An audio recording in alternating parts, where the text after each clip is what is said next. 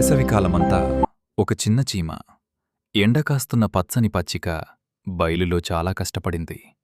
అది భూమిలోపల ఉన్న తన చిన్న గూటికి బరువైన ఆహారపు గింజలను మోసుకుంటూ అటూ ఇటూ తిరిగింది. పైన ఒక ఆకుమీద ఒక సోమరిమిడత ఎండలో కూర్చుని పాడుకుంటూ నవ్వుతూ తన సంగీతాన్ని వాయించుకుంటోంది. అది, చిన్నచీమా, ఎందుకంత కష్టపడుతున్నావు? రా, నాతోపాటు ఈ ఎండను ఆస్వాదించు అని పిలిచింది. చీమ నవ్వి, చలిరోజుల కోసం ఆహారాన్ని దాచుకుంటున్నాను. వేసవికాలం ఎప్పటికీ ఉండదు కదా అని బదులిచ్చింది. కాని మిడత నవ్వి మళ్లీ తన పాటలు పాడుకోవటం మొదలుపెట్టింది.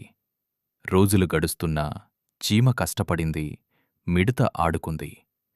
త్వరలోనే శీతాకాలం వచ్చింది. పచ్చిక బయలు అంతా మంచుతో కప్పబడిపోయింది. బయట తినడానికి ఏమీ లేదు. చీమ తన హాయిగా ఉండే గూటిలో వెచ్చగా కూర్చుని వేసవిలో దాచుకున్న ఆహారాన్ని తింటోంది. బయట మిడత చలికి వణుకుతూ, ఆకలితో బలహీనంగా తినడానికి ఏమీ లేకుండా ఉంది. తన సమయమంతా వృధా చేయకుండా ప్రతిరోజూ కొద్దిగానైనా పనిచేసి ఉంటే బాగుండేదని అది అనుకుంది.